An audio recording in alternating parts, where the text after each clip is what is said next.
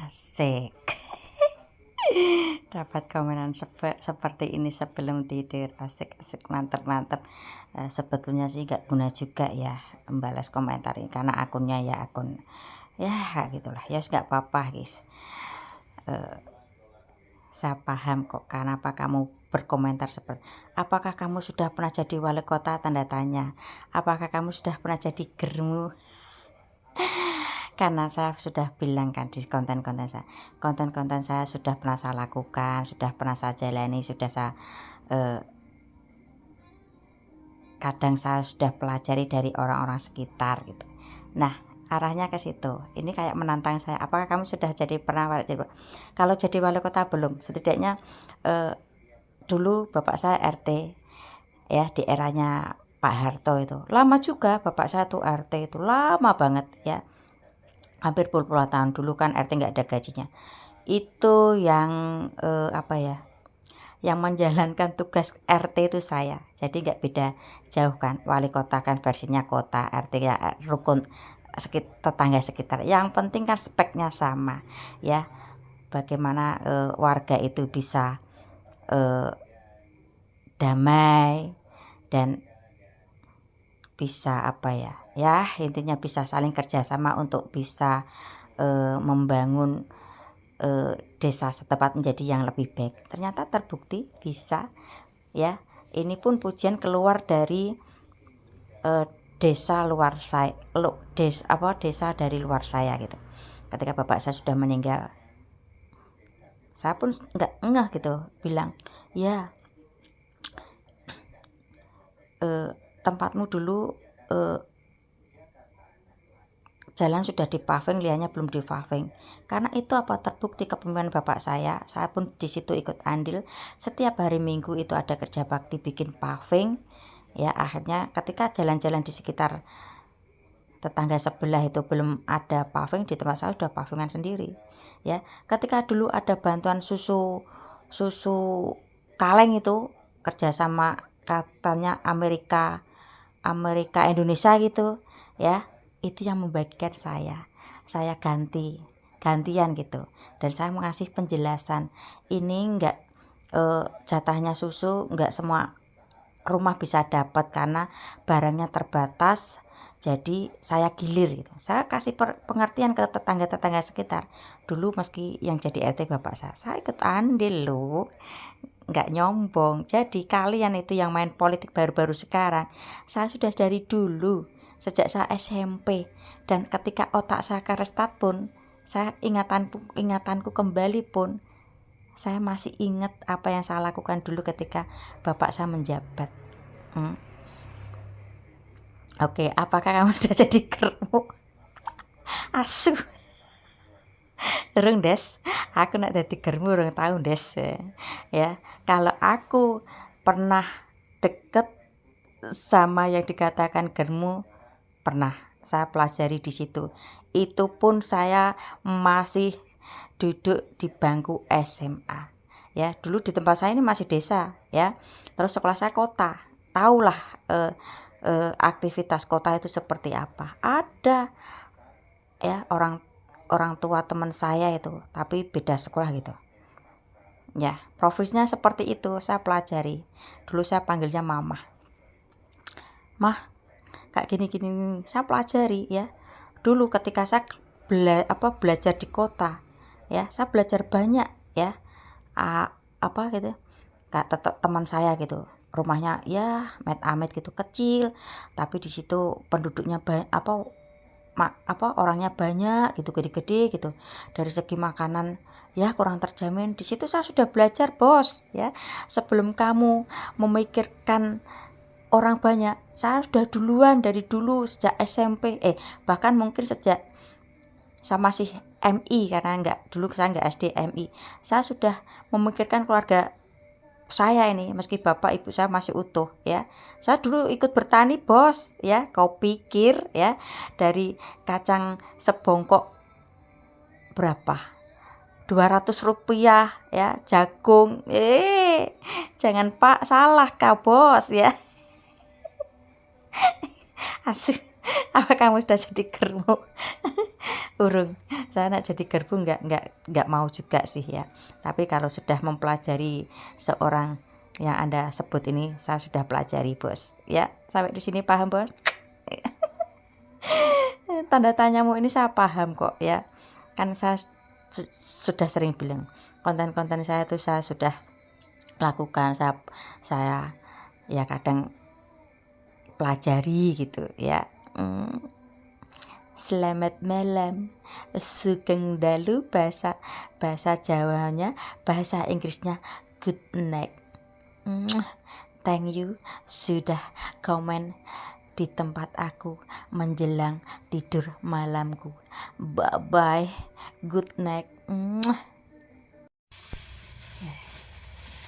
Kakek aneh.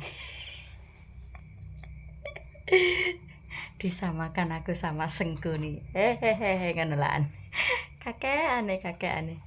Aduh. Wes di situ video sudah jelas ya. Pahami kata-kata saya. Di situ Miftah sudah jelas ngomong ya. Lah kok rak paham. Ya wajar, pendukungnya Mas Gibran memang rada-rada kok. Gini loh, ketika Pilpres kemarin mindsetnya tuh ini apa ya, nggak melihat dari mampu nggak orang ini, kapasitasnya seperti apa orang ini, enggak.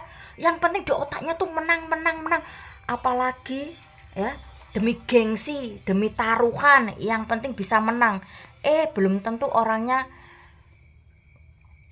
misalnya otaknya berisi gitu, enggak mikir sejauh itu. Untuk pendukungnya Mas Gibran ini ya, kecepatnya tuh di mulut, bukan masuk ke otak. Coba deh yang maaf ya, tidak apa ya, tidak meremehkan pendidikan ya. Makanya kan yang itu, yang rame-rame itu yang dulu mendukung Pak Jokowi akhirnya turun mendukung Mas Gibran, tak maaf nih, banyak kan tuh saya nggak menyalahkan masalah pendidikan, mungkin dulu karena orang tuanya kesulitan ekonomi jadi pendidikannya sampai di situ. Tapi mbok yo rasa do ya, nek belum memahami ngono ki lho, gemes aku ya. Di situ pahami. Saya kasih contoh deh, misal kehidupan sehari-hari. Nek kalau keluargamu saya gitu kan, kira-kira marah, tetap marah. Apalagi anaknya ibarat kata kayak dibuat bola pingpong, hampir dipertontonkan hampir seluruh masyarakat Indonesia. Loro lho ngono kae, sakit hati orang tuanya lho. Paham sampai di sini? Wah, jan tenan kok. Wes pendukungnya Mas Gibran ki Mas, wah suloyo tenan wis to ya. Ameh tak piso-piso kok ya wis umur, kok ya kehidupannya kayak ngono. Aku sebetulnya dadi wong gak teganan, tapi nek ketika diajak mikir kurang paham malah nuduh, ya tak gas, saya gas ya. Ya ini campur-campur bahasa Jawa sama bahasa Indonesia ya. Kita kasih contoh lah, misal ya, kalian keluarga gitu punya anak, ibarat kata anak perempuan ya. Saya nih orang luar, saya yang menguasai keluargamu, padahal aku bukan yang memberi, ibarat kata bukan donatur keluargamu. Kenapa saya harus ngatur-ngatur keluargamu? Mudah-mudahan paham nih omongan saya. Ini nek Mas Gibran ini orang nyandak otak ayo, wis tenan, bukan yang ngicit dan meremehkan. Ki fakta ki, ya. Nah, terus saya minta itu anak perempuanmu untuk menikah dengan bangkotan gitu misalnya. Dan mungkin dapat uang besar, kamu menikmati uang-uang itu, tapi anakmu menderita. Sampai di sini paham? Jangan wis tekedoranya ada, tapi kok yo ngomongane dikemplutuk ngono kae. Banyak yang komen, "Wes keluar jalur." Sing gak paham ki awakmu. Saya tidak memaksa kalian untuk memahami saya, ya. Tapi setidaknya mulailah berpikir waras gitulah. Ini toh, ya ibarat kata ya, ada yang komen lagi, "Sing penting kerja, Mbak." Sing penting kerja. Dia kemarin jadi apa? Wali kota itu apa enggak pekerjaan itu? Ya, pekerjaan. Nah, di situ ketika ada orang-orang rakus ya dengan kenikmatan ketika kekuasaan bapaknya, akhirnya anaknya akan digeret juga buat tameng. Paham sampai di sini pendukungnya Mas Gibran? Suloyo. Nih, video lama muncul lagi ya, konten yang laki-laki selalu dikaplok Pak. Aduh, Hani Bani Sweety, darling, sayangku, cintaku, ya. Apa kamu tidak memperhatikan kata-kata ibu, ya? Ya, gaya bebas lah kalau mau viral. Berarti itu ibu paham. Paham berapa juta ya? 10 juta kayak 30 juta atau 1 miliar. Paham. Pakai banget kalau itu hanya konten. Tapi ingat itu konten ya. Enggak cuma 1-2 kali Lah nek kuaploking bendino prayo remone setiap bikin konten. Ya ingat. Kau pikir ibu itu cuman memantau dari video ini aja. Ingat di realitanya aja. Ini warok wedok ya. Yang paham yang ibu maksud, yang perempuan yang suka ngeplok itu di realitanya juga kasar. Saya sudah sering bilang ya, bagi pasangan yang punya perempuan nih khususnya wajahnya lumayan melek gitu, paham kata ibu melek? Paham sampai di sini paham. Nah, punya wajah melek terus punya pasangan laki-laki yang pas-pasan wajahnya gitu. Ya seolah-olah ngingkrak-ngingkrak, paham ngingkrak-ngingkrak, melonjak-lonjak seolah-olah menginjak-injak kepala si laki-laki. Ya, karena apa? Kayak merasa dicintai, ya. Paham sampai di sini kata-kata ibu sayang darling Hani Bani Sweety? Ya, sayangku, paham? Ya, kenapa ibu nggak mau ngonten dengan nada cepat? Nah ini untuk kasih paham kalian pelan-pelan supaya bisa masuk ke otak. Kecepatnya bukan di mulut tapi masuk ke otak, bisa diolah ke otak ya. Saya juga sudah bilang ini laki-laki nggak mau kondo, dia modal dari segi ekonomi sudah cukup. Apesnya nih dapat warok perempuan seperti itu ya. Ini nggak hanya di video yang kamu komen aja ya. Saya perhatikan tuh pasangan muda-mudi yang ketika perempuannya cantik, lakinya pas-pasan gitu. Ya kayak gitu sikapnya kelonjak, merasa dirinya cantik ketika nanti diputuskan sama si laki-laki. Dia bisa mencari yang lebih. Dalam pemikirannya tuh ada pemikiran seperti itu. Paham kata-kata ibu? Kalau nggak kurang paham, pelajari pelan-pelan apa sih yang disampaikan ibu ya. Ya. Ini nanti kalau sampai terjadi pernikahan punya anak ya kemungkinan ya nasibnya atau riwayatnya akan selesai seperti yang di kasus Medan. Anak orang tuanya karena terlalu sering ya kasar ke bapaknya, kakaknya, akhirnya apa? Di tangan anak sendiri. Paham sayang cintaku Hani Bani Sweety? Sampai di sini paham? Ya. Perhatikan kata-kata ibu. Kalau kurang paham, pelan-pelan di replay ya. Apa sih yang disampaikan ibu ini? Saya nggak peduli dia mau viral, toh lagian bukan anak saya, tapi prihatin ya. Ya bisa jadi nanti kalau sampai terjadi pernikahan ya kemungkinan besar kalau sikapnya seperti ini. Ini dia di realita juga seperti itu ya. Nggak hanya di konten, saya pastikan itu ya. Ya kemungkinan nasibnya mungkin endingnya seperti yang di Medan.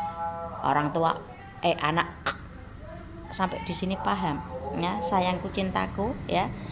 Dan ingat bagi perempuan yang punya wajah melek ketika punya pasangan yang wajahnya pas-pasan gitu tapi dia modal, hargai dia ya, hormati dia sebagai dia itu sebagai pasanganmu. Nanti ketika kau terjadi perpisahan belum tentu kamu bisa mendapatkan yang sebaik atau setulus pasanganmu yang saat ini kau gampar, kau kaplok, kau hina ya. Paham ibu tuh 1 miliar 2 miliar paham itu konten, paham ya. Ya karena saya lihat profilmu suka bola ya mungkin dari segi wawasan kurang, ibu juga memaklumi itu ya. Tapi setidaknya sebagai perempuan nggak usah kayak gitulah ya. Ibu juga pernah muda sayang. Ibu juga punya anak seumuran itu sayang. Ya. Karena kalian belum masuk ke zona rumah tangga sayang. Ya ibu sebagai orang yang sudah melewati itu ya sedikit kasih paham. Mau dipakai terserah, enggak juga enggak apa-apa ya. I love you sayangku cintaku Hani Bani Sweety. Ya. di 20, ini video khusus Bani 58 deh ya. Di 2026 ini Mbak Lilis tuh otaknya baru usia 16 tahun. Nah ini bertanya gitu ya, nada dering bertanya gitu ya. Kira-kira andai juga ya keluarga kalian diperlakukan seperti orang ini, diperlakukan sama orang seperti ini, bagaimana? Ini nada bertanya loh, Mbak Lilis kan otaknya baru 16 tahun, nada bertanya. Kalau Mbak Lilis pribadi ya, karena otaknya udah waras ya, tentu akan marah, tentu akan emosi kalau keluarga diperlakukan seperti yang diomongkan orang ini. Habis ini saya putarkan video ya, mudah-mudahan otaknya nyampe, bisa memahami kata-kata saya. Jadi waktu itu saya termasuk orang pertama yang menghendaki Mas Gibran untuk bisa menjadi cawapresnya Mas Prabowo. Cuman persoalannya waktu itu keluarga Pak Jokowi, baik Pak Jokowi maupun Bu Iriana dan keluarga besar Solo itu tidak mau kalau Mas Gibran jadi cawapresnya. Sehingga ketika ulang tahun di pondok, Mas Prabowo bilang sama saya, kalau Gus siapa? Karena waktu itu yang di-endorse sama Pak Jokowi salah satunya adalah Mas Erick Thohir. Sementara analisanya Mas Erick itu agak lemah di Jawa Timur. Sementara kita membutuhkan kemenangan di Jawa Timur. Sehingga kalau dipaksakan khawatir di Jawa Timur kita kalah. Saya bilang sama Mas Prabowo, Mas Gibran, Mas. Lah sama Gus. Tapi saya sudah minta 4 kali kepada Pak Jokowi menghadap supaya Mas Gibran dikasih, nggak dikasih. Ini menunjukkan bahwa nggak ada ambisi keluarga Jokowi dan Bu Iriana untuk menjadikan Mas Gibran sebagai cawapres. Kemudian beliau bilang, bisa nggak Gus minta menghadap Pak Jokowi supaya merelakan Mas Gibran untuk diajak menjadi pendamping Mas Prabowo. Oke Mas, saya akan usahakan. Sehingga waktu itu Pak Jokowi pulang kunjungan kerja dari Cina kalau nggak salah, saya menghadap di Istana Bogor. Mas, bla bla bla bla bla bla. Ketika kalau Gustam maunya siapa? Kalau nggak Mas Erick, saya waktu itu bilang Mas Gibran. Pak Jokowi itu langsung beranjak dari tempat duduknya. Jangan Gus, sambil begini. Itu spontan. Ini menunjukkan bahwa Pak Jokowi memang tidak ada ambisi untuk menjadikan Mas Gibran itu. Sehingga ada orang mengatakan, wah ini dinasti. Pak Jokowi harus mewariskan tahtanya untuk anaknya. Enggak.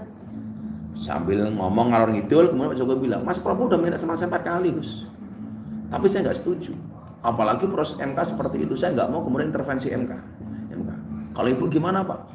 Pak Prabowo minta ketemu Bu Iriana, saya juga tidak kasih izin. Sekali lagi ini saya sampaikan apa? Bahwa keluarga Pak Jokowi tidak ada ambisi untuk menjadikan Mas Gibran sebagai cawapres. Sehingga apa yang saya sampaikan ini benar-benar bahwa keinginan untuk mencawapreskan Mas Gibran itu dari masyarakat. Ya orang-orang kayak saya ini. Saya ngeyel waktu itu, pokoknya Mas Gibran. Kalau nggak Mas Gibran siapa Gus? Kalau nggak Mas Gibran mungkin Bu Khofifah. Pertimbangan saya sebagai ketua Muslimah dan kedua sebagai gubernur Jawa Timur. Makanya kenapa setelah saya dari istana saya sowan Bu Khofifah waktu itu kan ada videonya itu. Nah, dalam rangka itu. Gitu. Nah setelah itu saya komunikasi intensif dengan Mas Gibran. Mas Gibran ke pondok saya beberapa kali, saya ke Balai Kota macam-macam, ke Solo. Dan Mas Gibran, ampun Gus masih banyak yang lain dan sebagainya. Sampai keluar putusan MK itu Mas Gibran masih ketemu saya. Enggak Gus, Bapak tidak mengizinkan. Bapak tidak mengizinkan. Nah, Mas Prabowo terus komunikasi dan alhamdulillah akhirnya ketemu titik temu. Mas Gibran akhirnya mau. Itu pun mau, itu sehari sebelum dideklarasikan. Sebelumnya nggak mau Pak itu. Ini menunjukkan bahwa nggak ada ambisi baik dari Pak Jokowi maupun dari Mas Gibran. Kira-kira. Kalau kemudian sejak kapan Gus minta pengen menggabungkan Mas Prabowo dengan Mas Gibran? Saya sejak bulan puasa. Jadi waktu itu belum ada nama Gibran, belum ada. Makanya saya dulu punya pantun tuh Gibran ketika ada di Balai Kota Solo, saya bilang beli goreng kan dapatnya ramen. Ada Mas Gibran calon wakil presiden. Wah itu udah jauh hari. Alasannya apa sih Gus? Pernah ada mungkin bisikan atau gimana nggak sih Gus? Saya ketika haji ya, terutama ketika haji, saya di depan Ka'bah itu WA Mas Gibran, Mas pulang haji saya ketemu ya. Kenapa Gus? Kok saya punya firasat yang mendampingi Mas Prabowo itu Mas Gibran. Mas Gibran itu belum ada. Waktu itu Mas Nusron Wahid hari ini yang orang sangat berpengaruh di TKN itu sebagai sekretaris itu belum. Beliau baru, bro besok pulang haji ketemu Mas Prabowo ya, saya mau gabung. Feel saya ada Habib di Jakarta yang feel-nya ini kuat, yang beliau menyampaikan ke saya bahwa besok presiden yang jadi itu Mas Prabowo. Itu Mas Nusron saja belum. Makanya kan kemudian Mas Nusron baru bergabung saat itu jauh sebelum pencapresan itu ditetapkan dengan membawa alumni PMI waktu itu di Kertanegara. Itu jauh sebelumnya udah ngomong sama saya di Mekah. Kalau awakmu sapa Gus? Saya bilang Mas Gibran. Jadi feel saya bahwa Mas Gibran itu punya kemampuan. Makanya Pak Jokowi bilang sama saya, Mas Gibran itu sebenarnya cerdas Gus. Cuman orangnya memang pendiam. Sangat cerdas memang orangnya. Makanya dibuktikan ketika debat ternyata melebihi ekspektasi kita semua. Terus nama Prabowo dan Mas Gibran itu pernah dibawa ke kiai-kiai sepuh di RU nggak sih Gus? Nah, kalau melihat ceramahnya Gus Kausar di Solo, Gus Kausar kan mengatakan acara di rumah ibunya Pak Jokowi, istighosa itu, Gus Miftah adalah orang pertama yang meyakinkan kiai-kiai sepuh bahwa Mas Gibran itu layak mendampingi Mas Prabowo. Coba dicek di YouTube atau di TikTok. Itu ada kalimat itu. Gus Miftah adalah orang pertama yang meyakinkan kiai-kiai sepuh bahwa anaknya Pak Jokowi namanya Mas Gibran itu layak mendampingi Mas Prabowo. Makanya kiai-kiai sepuh yang orang lain nggak diterima, saya diterima. Saya diterima dengan baik ke Kiai Rofi'i di Pamekasan. Saya diterima dengan baik di Kiai Sidogiri, Kiai Fuad. Ini santrinya 25.000. Saya diterima dengan baik oleh Kiai sepuh di Mojokerto namanya Kiai Husin Ilyas. Saya diterima dengan baik oleh Kiai Huda Jazuli, bapaknya Gus Kausar. Bahkan beliau mengatakan Gus Miftah saya wakafkan untuk membantu Mas Prabowo. Yang membawa nama Mas Gibran kepada Kiai-Kiai sepuh ini yang pertama kali saya, termasuk ke Habib Lutfi. Ini yang paling layak untuk mendampingi Mas Prabowo adalah Mas Gibran. Kalau nama-nama yang lain disebut itu layak, cuman persoalannya tidak hanya sekedar layak, kita butuh menang. Untuk apa nama yang disebut layak tapi nggak menang? Yang kita butuhkan adalah layak dan berpotensi menang. Dan ketika berbicara kelayakan dan berpotensi menang, yaitu Mas Gibran. Dan ternyata kan terbukti. Bahkan lebih ekspektasi kita. Kita cuman waktu itu ngitungnya cuma 53-54, ternyata lebih. Artinya feel kita benar bahwa Mas Gibran ini layak mendampingi Mas Prabowo. Artinya punya kemampuan, punya kapasitas, tapi dia juga punya potensi menang. Dan ternyata terbukti. Jadi soal kewalian Gus Dur, Gus. Saat ini terbukti kan. Makanya kan dari awal saya bilang, salah satu alasan saya mendukung Prabowo karena Gus Dur mengatakan Prabowo orang paling ikhlas, kemudian Gus Dur mengatakan Prabowo akan jadi presiden di usia tua. Walaupun itu ditolak sama anaknya sendiri, sama Mbak Yeni umpamanya, yang mengatakan keluarga tidak pernah mendengar kalimat itu. Tapi saya banyak kiai-kiai yang kemudian menyampaikan itu dan saya percaya. Makanya kemudian tugas kita sebagai santri adalah menjaga marwahnya Gus Dur, bahwa yang disampaikan Gus Dur itu benar. Sehingga kalau ini benar, gak ada yang meragukan kewalian Gus Dur. Dan ternyata benar. Gitu. Sehingga saya menghormati pihak keluarga yang kemarin karena faktor pemilu, faktor politik, yang mengatakan Gus Dur tidak pernah mengatakan itu atau tidak pernah mendengar kalimat itu. Tapi saya meyakini kalimat itu ada dari Gus Dur. Karena kiai-kiai yang selama ini dekat dengan Gus Dur banyak yang mengatakan itu. Tapi saat ini masyarakat jangan sampai meragukan lagi kualitas. Artinya hari ini dengan jumenengnya Mas Prabowo sebagai presiden tinggal nunggu waktu ini berarti apa yang disampaikan Gus Dur itu semuanya benar. Artinya kita tidak boleh meragukan kewalian seorang Gus Dur. Itu bagi saya lebih penting. Dek.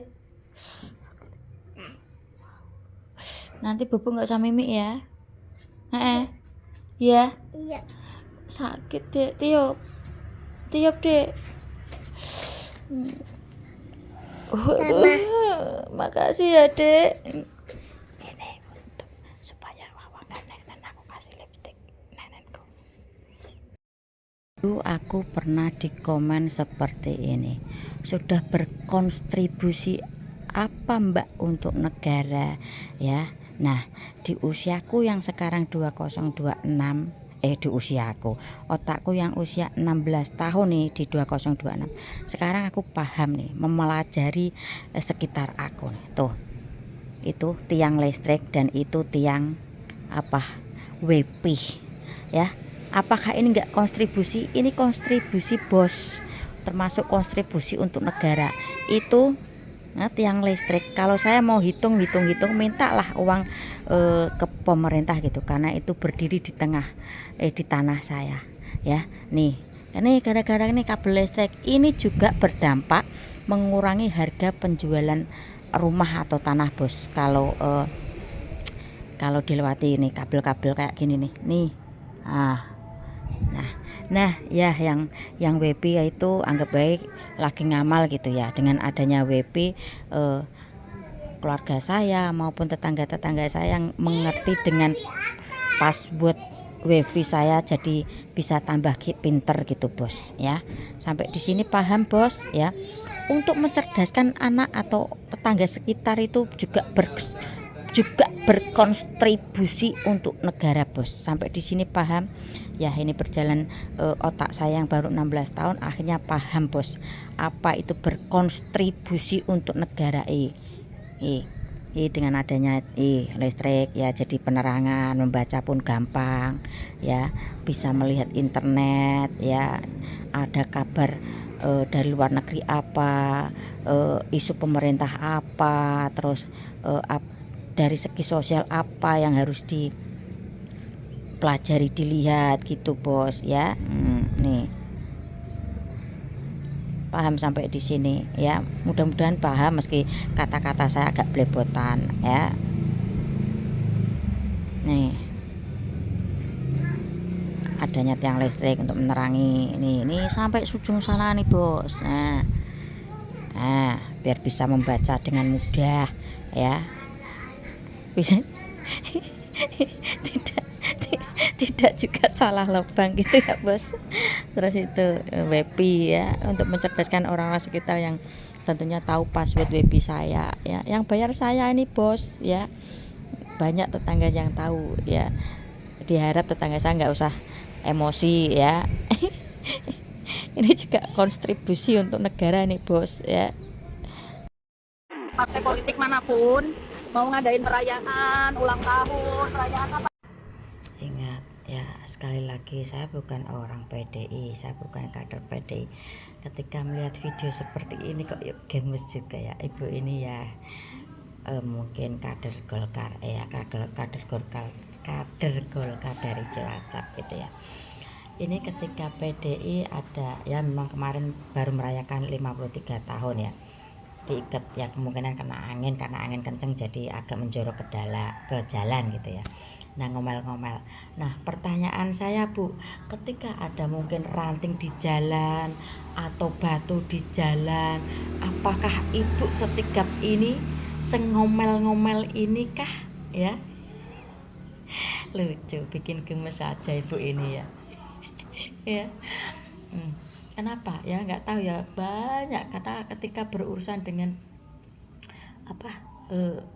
bendera merah ini ya, selalu jadi ribut, jadi kayak emosi ya, seolah-olah bendera ini yang bikin rusuh, bikin gaduh di negara kita. Enggak gitu juga ya, banyak kok dari partai yang sebelah sana ya yang bikin gaduh, banyak merugikan orang, banyak ya.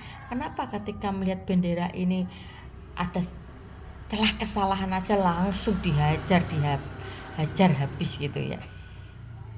Ya ingat ya, ketika saya perjelas, ketika di jalan ada ranting yang menghambat perjalanan atau batu yang menghambat perjalanan, apakah ibu sesigap ini, seperduli ini ya, sama pedulinya ketika ada bendera PDI yang ikatannya kendor karena angin ya. Aduh. Hah? Apa? Apa tuh di video tuh? Kene. Berat. Iki aku mau coba isi yang ada di pikiran nih. Kasih bener gak? Mama bayar utang besok lo. Alah, kok aku madrasah jajan apa? Lah wong hutang we gek baru berapa jam ya, ora beli mie ayam belum dimakan. Mosok langsung suruh ganti. Lo ganti toh, biyen kok aku madrasah. Lah kan mama pinjem, kamu kan punya tabungan, Dik. Mama pinjem 10.000 buat beli mie ayam. Mama belum ada receh, lah iku ada receh sang itu sik to. Minjemi we gek berapa jam kok wis diminta iki genah apa ora? Pokoke langsung to. Lah ngerti ngono mau mama rak pinjem, males sih deh. Pinjem ke lho mie ayamnya belum dimakan ke lho. Kok iso wis ditagih ki lho. Dunia macam apa ini, Guru?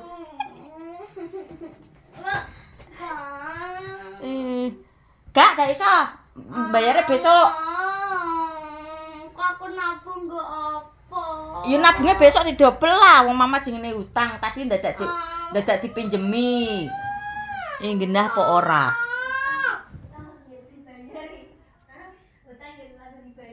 Piye aja? Mie ayam ki lho belum dimakan ki lho mie ayame.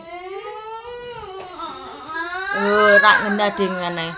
Malah nangis maksudnya ki piye ngene maksudnya piye? Kene nangis malah tak dilat lho, Jajal.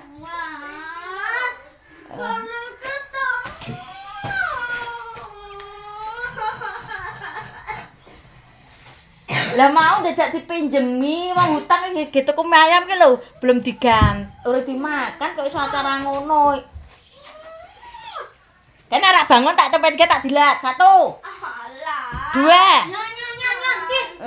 bersih Kok ki lho, 10.000. wih. Delokno ya, besok nek menimah pinjem delokno we ben. Nih pinjem dulu. Ben, tak inget-inget ya. Iya ya, delokno kowe. Kak inget-inget mamah kowe.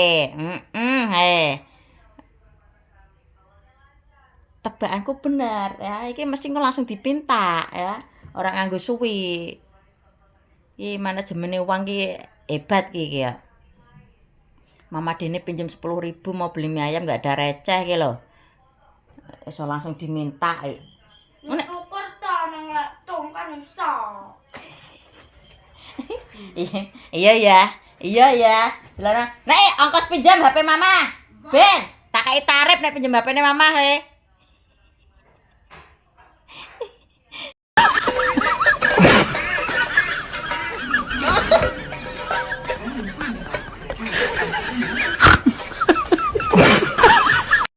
Kemudian saya masuk ke kelas, saya tanyakan siapa yang Nah, inilah ingatanku tuh pulih dengan sendirinya ketika melihat video-video. Contoh yang seperti ini nanti saya cerita pengalaman hidupku ketika aku SMP kelas 3 atau 2 ya. Ada kejadian mirip seperti ini. Ini seorang guru ya dikeroyok sama siswanya sendiri. Kronologinya kurang lebih seperti ini. Ya, ketika ada murid yang ya mungkin mengatakan kurang enak kepada pihak guru, terus pihak guru pun menegur dengan cara baik-baik, terus si murid pun tidak terima, mungkin terjadi adu mulut. Nah, spontan pihak guru main tangan ya. Nah, dari situ akhirnya muncullah kelas 1, kelas 2, kelas 3 itu mendatangi guru tersebut dan mengkeroyok seperti video yang sudah rame ya. Yang kemarin-kemarin aku sudah lihat dengan jelas, ini kan agak di blur itu. Ya, inilah saya pastikan ya anak-anak yang ketika ditegur itu sudah kena bau alkohol sehingga mengakibatkan ketika ditegur sedikit jadi boom gitu ya. Nah, ini saya mau cerita pengalaman hidupku ya. Ketika aku kelas 3 ya, kalau nggak salah kelas 3 SMP, ingatanku itu aku duduk tepat di bangku nomor 2. Otomatis melihat kejadian dengan jelas. Ini si guru juga keluar darah kok kemarin. Saya juga udah melihat video yang kemarin. Nah, kembali lagi ke ceritaku. Nah, ada teman saya ya, dikatakanlah ya tanda tanya tanda seru, paham ya di sini ya, ditegur guru kesenian ya. Sekarang kayaknya guru tersebut sudah almarhum ya, pernah menjabat jadi lurah juga. Ditegur nggak tahu tentang apa gitu, suruh maju apa pokoknya intinya ditegur. Terus si guru ini bilang, keluar kamu, jangan ikut pelajaran saya. Keluarlah si teman saya ini laki-laki ya, laki-laki. Terus tahu apa yang terjadi? Beberapa jam kemudian datang masuk ceplak gitu. Itu apa? Kayu dikasih paku gitu, ceplak gitu, kena guru saya kayak ini di jidatnya. Terus kayak gini.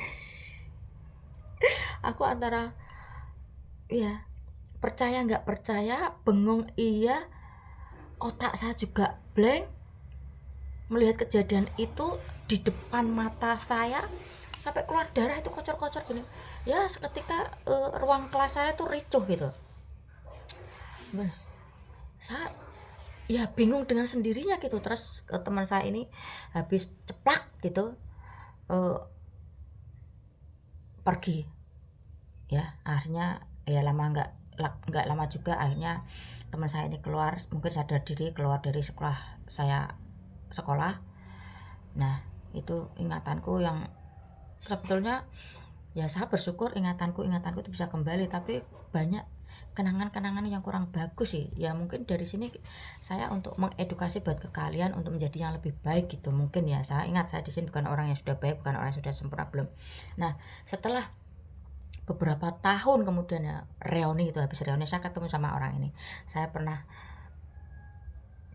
ngobrol bareng gitu. Saya tanya, dulu kenapa kamu melakukan hal itu kepada guru ini? Saya bilang spontan aja, Lis. Kenakalan anak remaja Kak Giba gimana? Aku tersinggung. Oh gitu. Itu dia sudah berkeluarga itu setelah kejadian itu cukup lama lah ya, mungkin ketemu baru 3 atau 4 tahun kemarin. Saya tanya, saya senang untuk mempelajari hal seperti itu. Saya tanya juga, apakah dulu kamu pernah megang botol? Iya. Saya dari situ saya pelajari, oh ketika ada seorang siswa yang sudah berbau alkohol, ketika ditegur ya akan berakibat seperti itu ya. Saya tanya ketika sudah dewasa ini ya, baru 3 atau 4 tahun ketika reuni ini, saya tanya kenapa? Ya itu tersinggung, emosi untung guru saya itu tidak melaporkan ke pihak polisi ya. Ya kembali lagi bagi orang tua ya yang sudah punya anak cukup gede, cukup dewasa ya, dipantau perkembangannya ya. Saya paham kok, saya menyadari kalian tuh sibuk mencari uang untuk siapa? Kembali untuk ke anak, tapi setidaknya pantau juga perkembangan anak-anak ya. Bahkan anak kalian yang bergenturia di luaran sana ya, nanti ketika sudah hamil baru pihak keluarga yang baru tahu, itu banyak juga kan ya. Kasihan masa remajanya nanti hilang ya, sudah ibarat kata itu ditekan dengan kehidupan yang belum waktunya gitu ya. Ya mudah-mudahan kuat aja ya. Wes ini nggak usah panjang-panjang ya, miris lah. Kalau ya emang banyak yang curhat tuh, sekarang tuh anak nggak boleh ditegur, nanti yang maju itu orang tuanya, terus orang tuanya menyewa pengacara gitu ya. Sekarang ibarat kata tuh guru tidak ada artinya ya. Yang tadinya guru digugulan, ditiru, istilah Jawa seperti itu, sekarang udah nggak berlaku ya. Guru yang ibarat kata ya antara takut dan mau maju menegur ya takut, emang itu ditegur nanti takut orang tua nggak terima, ditegur kok malah seperti kasus seperti ini, runyam kan ya. Ya mudah-mudahan attitude di negara kita sudah mulai bisa membaik lah ya, karena banyak murid-murid yang seperti ini ya. Prihatin.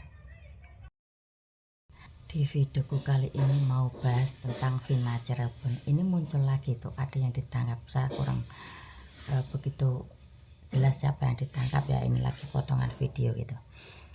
Saya mau pelajari di sini secara globalnya kasus Vina Cirebon. Sebetulnya itu skenario palsu dari bapaknya Eki ya, karena oknum polisi yang ingin mendapat jabatan naik sehingga